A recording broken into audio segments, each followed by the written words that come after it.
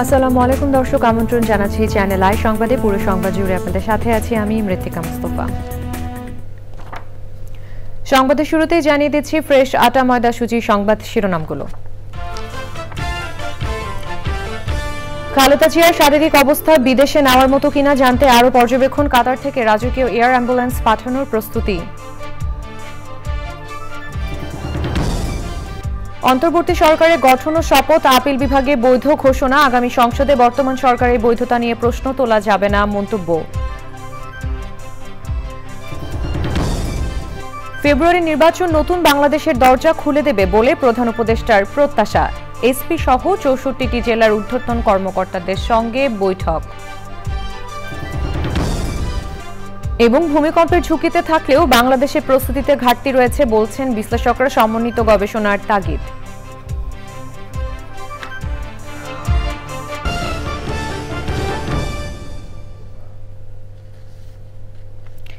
দর্শক, সংবাদ শিরোনামগুলো জানাচ্ছিলাম। এখনকার সংবাদ আয়োজন একই সঙ্গে চ্যানেল আর ইউটিউব চ্যানেল এবং চ্যানেল আর ওটিটি প্ল্যাটফর্ম আই স্ক্রিনে লাইভ স্ট্রিম হচ্ছে। যাচ্ছে বিস্তারিত সংবাদে। রাজধানীর এভারকেয়ার হাসপাতালে চিকিৎসাধীন বিএনপি চেয়ারপারসন ও সাবেক প্রধানমন্ত্রী বেগম খালেদা জিয়ার শারীরিক অবস্থা বিদেশে নেওয়ার মতো কিনা জানতে আরও পর্যবেক্ষণ করছেন দেশি বিদেশি চিকিৎসকরা। চিকিৎসার জন্য তাকে বিদেশে নিতে এয়ার অ্যাম্বুলেন্স পাঠাতে প্রস্তুত কাতার সরকার। এ বিষয়ে জানতে পান্থ রহমানের কাছে যাচ্ছি, তিনি হাসপাতালের সামনে আছেন। পান্থ, বেগম খালেদা জিয়ার অবস্থা এবং চিকিৎসা কার্যক্রম সহ সার্বিক বিষয়ে কি আপডেট আছে আপনার কাছে বা কি তথ্য রয়েছে আপনার কাছে?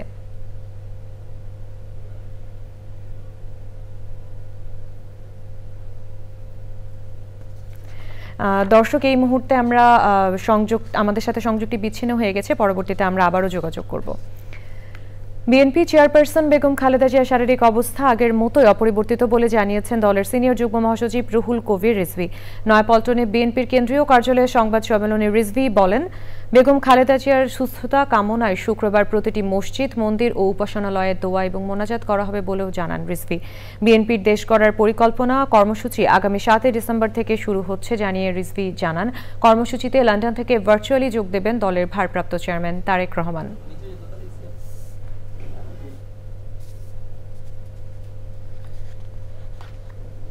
তার আগের মতোই চিকিৎসা চলছে, তার অবস্থা অপরিবর্তিতই রয়েছে। তিনি চিকিৎসাধীন রয়েছেন, তিনি চিকিৎসা নিতে পারছেন। দেশ গড়ার পরিকল্পনার এই কর্মসূচিটি প্রত্যেকটি সেশনে প্রধান অতিথি হিসেবে উপস্থিত থাকবেন দলের সম্মানিত ভারপ্রাপ্ত চেয়ারম্যান জনাব তারেক রহমান। ডক্টর মোহাম্মদ ইউনূসের নেতৃত্বে অন্তর্বর্তী সরকারের শপথ ও গঠনকে বৈধ ঘোষণা করেছেন আপিল বিভাগ। হাইকোর্টের দেওয়া আদেশের বিরুদ্ধে করা লিভ টু আপিল খারিজ করে ওই আদেশ দেন প্রধান বিচারপতি ডক্টর সৈয়দ রেফাত আহমেদের নেতৃত্বে 7 বিচারপতির পূর্ণাঙ্গ আপিল বেঞ্চ। আদালত বলেছেন, হাইকোর্ট যে রায় দিয়েছেন তা যথাযথ ও আইনসম্মত, তাই আপিলের অনুমতি দেওয়ার প্রয়োজন মনে করছেন না তারা। আদেশের পর আইনজীবীরা জানিয়েছেন, এর ফলে রাষ্ট্রপতি 106 অনুচ্ছেদের অধীনে সুপ্রিম কোর্টের যে মতামত নিয়েছেন তা বৈধ ছিল। এর সাথে বিপ্লবোত্তর সরকারের বৈধ বা অবৈধতার সম্পর্ক নেই। রাষ্ট্রের প্রধান আইন কর্মকর্তা মোহাম্মদ আসাদুজ্জামান বলেছেন, আগামী সংসদে বর্তমান সরকারের বৈধতা নিয়ে প্রশ্ন তোলা যাবে না। গত বছরের ডিসেম্বরে অন্তর্বর্তী সরকারের বৈধতা চ্যালেঞ্জ করে হাইকোর্টে রিট করেন সিনিয়র আইনজীবী মোহসিন রশিদ, খারিজ করে দেন আদালত। এর আগে 2রা ডিসেম্বর ডক্টর ইউনূসের নেতৃত্বে অন্তর্বর্তী সরকারের শপথ ও গঠনকে বৈধ ঘোষণা করে হাইকোর্টের দেওয়া আদেশের বিরুদ্ধে দায়ের করা লিভ টু আপিলের শুনানি শুরু হয়।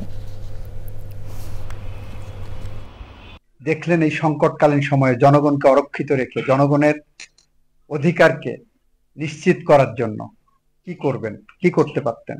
উনি যেটা মনে করেছেন যে সাংবিধানিক স্কিমের মধ্যে থেকে এই সব কিছু মিলে সুপ্রিম কোর্টের কাছ থেকে আমরা একটা ওপিনিয়ন নিই।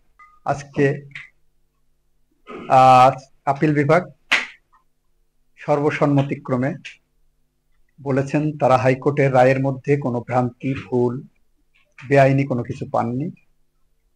সুতরাং ওনার সিপিটা রিজেক্ট করেছেন উইথ অবজারভেশনস।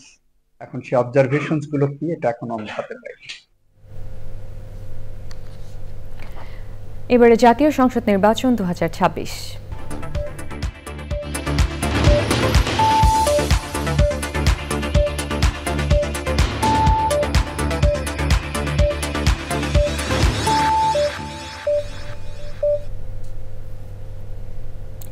প্রধান উপদেষ্টা অধ্যাপক ডক্টর মোহাম্মদ ইউনূস বলেছেন, ফেব্রুয়ারি নির্বাচন নতুন বাংলাদেশের দরজা খুলে দেবে।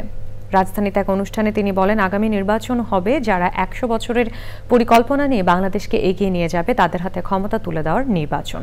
মোস্তফা মল্লিকের রিপোর্ট। প্রধান উপদেষ্টার তেজগাঁও কার্যালয়ে পুলিশ সুপার সহ ৬৪ জেলার ঊর্ধ্বতন কর্মকর্তাদের সঙ্গে প্রধান উপদেষ্টার বৈঠক। দৈব চয়নের ভিত্তিতে কর্মকর্তাদের বদলি করার বিষয়ে জানান প্রধান উপদেষ্টা। দৈব চয়নটা এসছে যেন নিজেকে এর থেকে দূরে রেখে ফেলতে পারি। আমরা যে কজনই এদের সঙ্গে শরিক ছিলাম তাদের কারো কোনো রকমের বায়াস এটার মধ্যে না ঢোকে। আমরাও ভাবি না যে এর জায়গায় এখানে হবে, ওর জায়গায় এখানে হবে, কিন্তু একটা চ্যালেঞ্জ সৃষ্টি করে। শুরুতেই একটা চ্যালেঞ্জ, এই চ্যালেঞ্জটা নেবার জন্য মানসিক প্রস্তুতি দরকার। এটার ফলে আশা করি এই কষ্টের মধ্যেও সেই চ্যালেঞ্জটা গ্রহণ করার একটা মনোভাব তোমাদের মধ্যে জেগে উঠবে যে আমি এই চ্যালেঞ্জ গ্রহণ করলাম। গণঅভ্যুত্থানে অংশ নেয়া ১০ম শ্রেণীর এক শিক্ষার্থীর কথা স্মরণ করে আবেগাপ্লুত হয়ে পড়েন অধ্যাপক ইউনূস। আনাজ একজন শহীদ বালক, সে ১০ম শ্রেণীর ছাত্র ছিল, সবার মনে আছে, সবাই দেখেছে তার চিঠি। সে মিছিলে যোগদান করবে, মাকে বলছে, আমি স্বার্থপরের মতো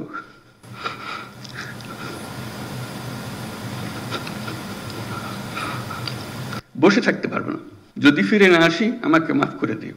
সে আনাজের বক্তব্য আমাদের কর্তব্য ঠিক করে দিয়ে গেছে। ভূমিকম্পের সঙ্গে নির্বাচনকে তুলনা করে প্রধান উপদেষ্টা বলেন, ঝাঁকুনি আসবে, কিন্তু দেশটা ঠিক রাখতে নির্বাচন হতে হবে। এই যে নির্বাচন এটা বিল্ডিং কোড তৈরি করার সুযোগ, যে আমাদের যে সমাজটা তৈরি হবে তার বিল্ডিং কোডটা কি হবে।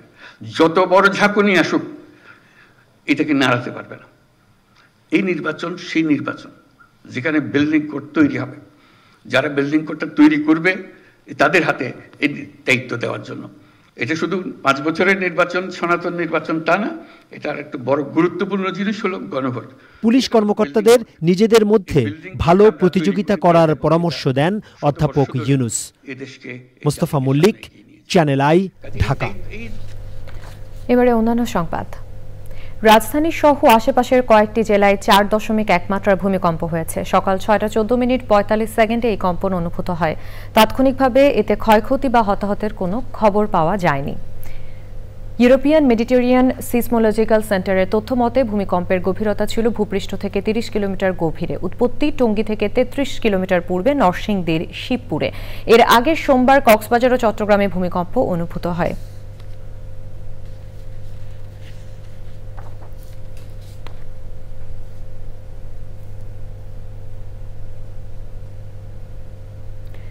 জটিল ভূতাত্ত্বিক অবস্থানের কারণে ভূমিকম্পের ঝুঁকিতে থাকলেও প্রস্তুতিতে ঘাটতি রয়েছে বলে মত বিশ্লেষকদের। সাম্প্রতিক কয়েক দফা ভূমিকম্পের পর আগাম প্রস্তুতির তাগিদ সহ বিভিন্নভাবে সতর্ক করেছেন ভূতাত্ত্বিকরা।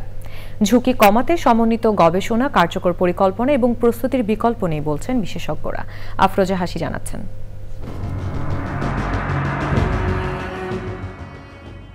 টেকটনিক প্লেটের নড়াচড়া সহ নানা কারণে বিশ্বজুড়ে প্রতিনিয়তই অনুভূত হয় ভূমিকম্প,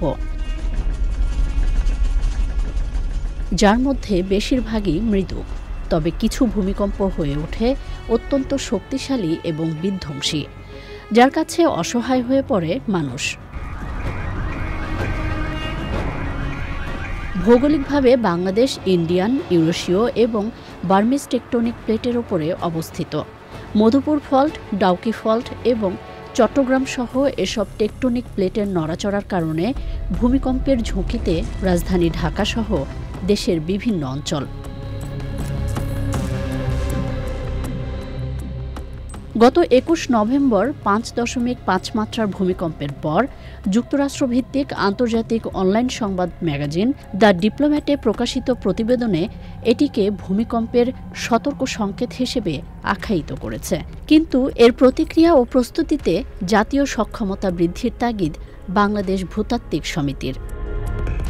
বাস্তবতা বলছে, পূর্ব প্রস্তুতি না থাকলে মাঝারি মাত্রার ভূমিকম্পেও ভয়াবহভাবে ক্ষতিগ্রস্ত হতে পারে রাজধানী ঢাকাসহ জনবহুল ও ভঙ্গুর নগর কাঠামোর শহর। ভূমিকম্পের ক্ষয়ক্ষতি মোকাবেলায় সচেতনতার পাশাপাশি আগাম প্রস্তুতি এবং সমন্বিত উদ্যোগ জরুরি বলছেন বিশেষজ্ঞরা।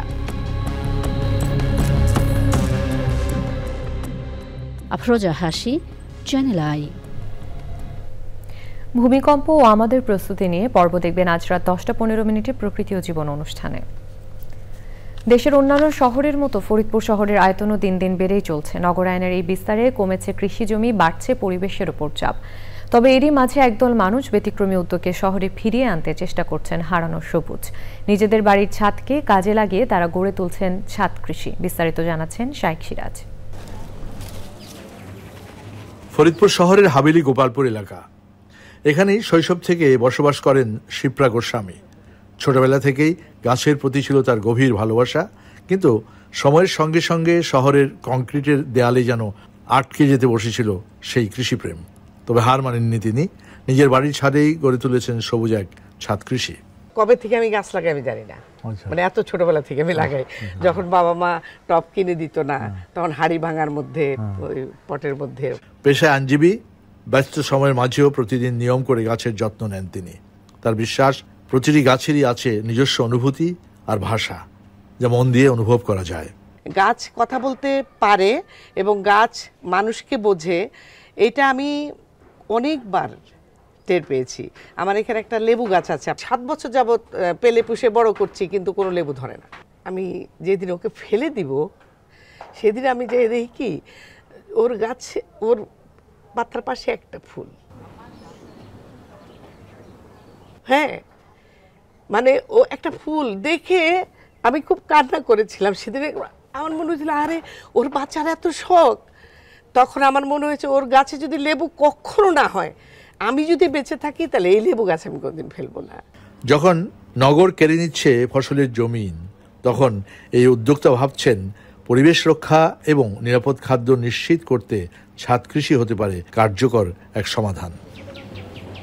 প্রকৃতির প্রতি গভীর প্রেম থেকেই, সেই ছোটবেলা থেকেই কৃষি, গাছগাছালি এগুলির প্রতি যত্নশীল শিপ্রা গোস্বামী, এবং এখানটায় এসে এই বয়সে গাছগাছালি, ফল ফসল উৎপাদনে একটা পুরোদস্তুর ছাদ কৃষকে পরিণত হয়েছেন, যার এই উদ্যোগটি শুধু আশপাশে নয়, তার আত্মীয় স্বজন, বন্ধুবান্ধবের ভেতরেও মধ্যে প্রাণীর সম্প্রসারণ ঘটিয়েছে।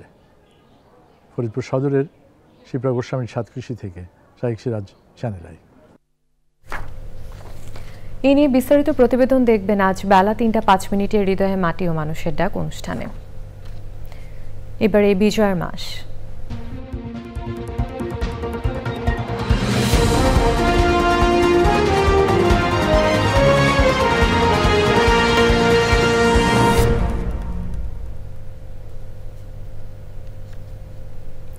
মুক্তিযুদ্ধে অবিস্মরণীয় ভূমিকা রেখেছে সশস্ত্র বাহিনী।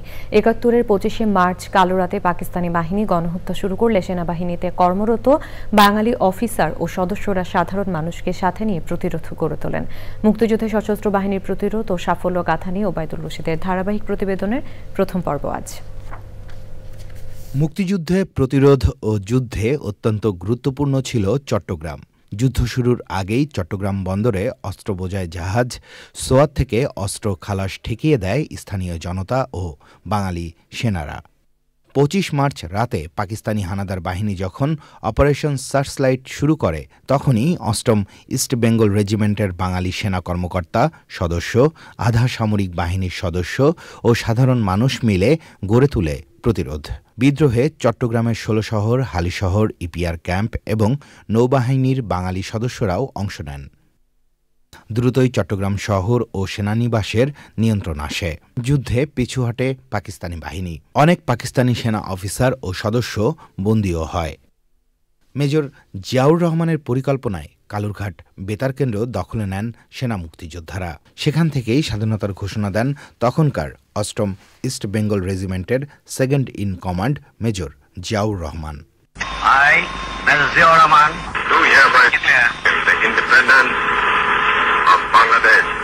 দীর্ঘদিন চট্টগ্রামের বিভিন্ন অঞ্চল দখলে রাখেন দেশপ্রেমে উদ্বুদ্ধ সশস্ত্র বাহিনীর সদস্যরা। পরে কৌশলগত কারণে তারা পিছু হটেন।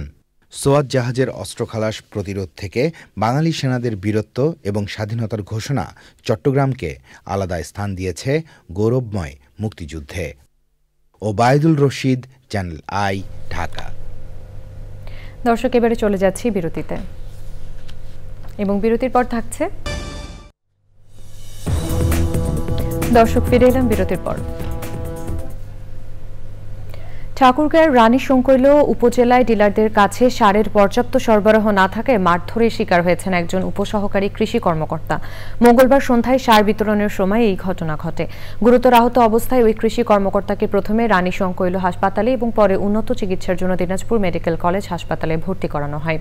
স্থানীয়রা জানান, চলতি রবি মৌসুমে গম, ভুট্টা ও সরিষা চাষের জন্য বাজারে চাহিদা অনুযায়ী সার না থাকায় দীর্ঘদিন কৃষকদের মধ্যে অসন্তোষ ছিল। এই পরিস্থিতিতে উমারাডাঙ্গি বাজারে মালিক ট্রেডার্সের প্রতিনিধি মোজাম্মেল হোসেন সার বিতরণ শুরু করলে চরম বিশৃঙ্খলা দেখা দেয়। এক পর্যায়ে 5টি ভ্যানে করে 5 জন কৃষক একজনের নামে 33 বস্তা সার নিয়ে যাওয়ার চেষ্টা করলে পরিস্থিতি চরম আকার ধারণ করে। এতে লাইনে থাকা অন্য কৃষকরা ক্ষুব্ধ হয়ে হট্টগোল শুরু করেন। উত্তেজিত জনতা আকস্মিকভাবে উপসহকারী কৃষি কর্মকর্তা আক্তার হোসেনকে মারধর করে। এতে গুরুতর আহত হন তিনি।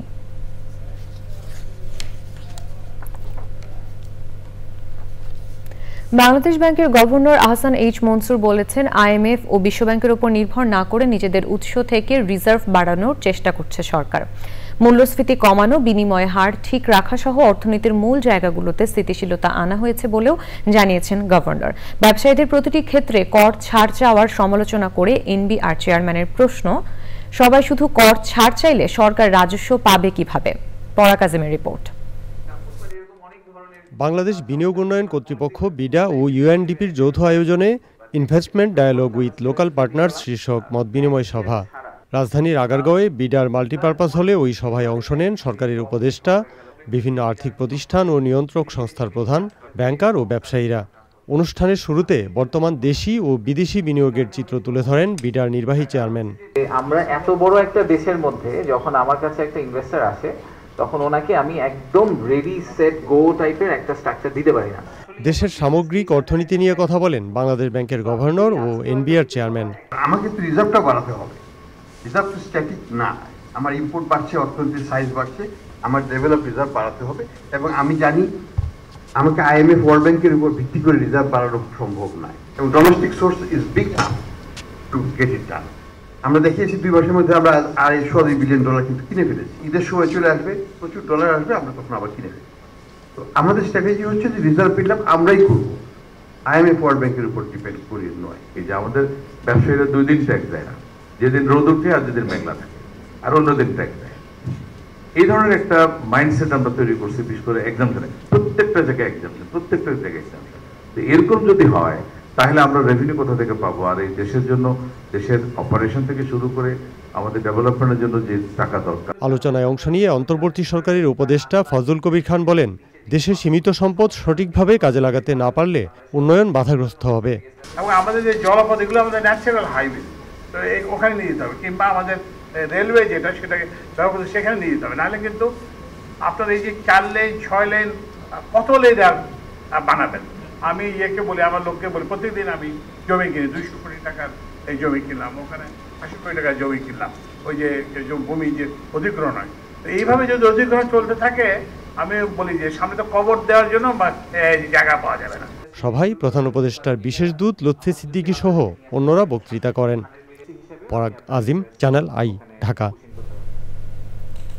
এবারে নিটোল টাটা কৃষি সংবাদ।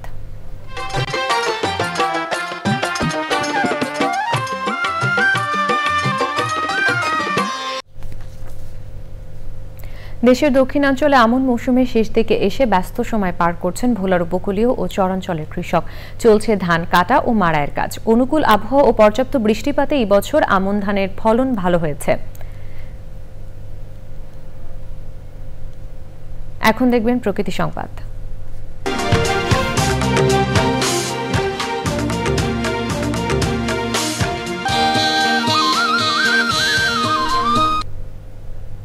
মাঝে মাঝে ভ্রাম্যমাণ আদালতের অভিযান পরিচালিত হলেও থেমে নেই মাদারীপুরের আড়িয়াল খাঁ নদের অবৈধ বালু উত্তোলন।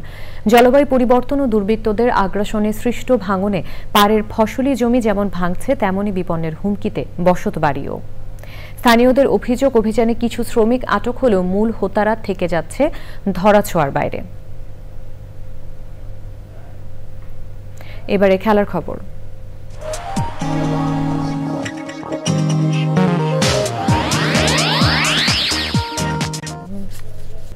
সবশেষে ফ্রেশ আটা ময়দা সুজি সংবাদ শিরোনামগুলো জানিয়ে দিচ্ছি আরো একবার। বেগম খালেদা জিয়াকে লন্ডনে নেওয়ার পরিকল্পনা, আগামীকাল আসবে কাতারের রাজকীয় এয়ার অ্যাম্বুলেন্স।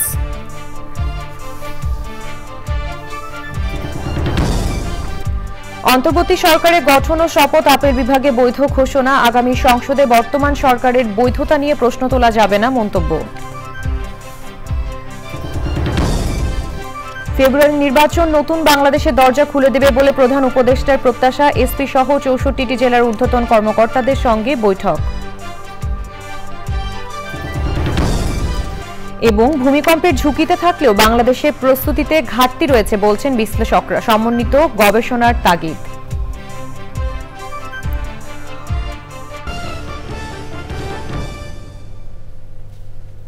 দর্শক, এই ছিল এখনকার সংবাদ। সবাইকে সাথে থাকার জন্য ধন্যবাদ।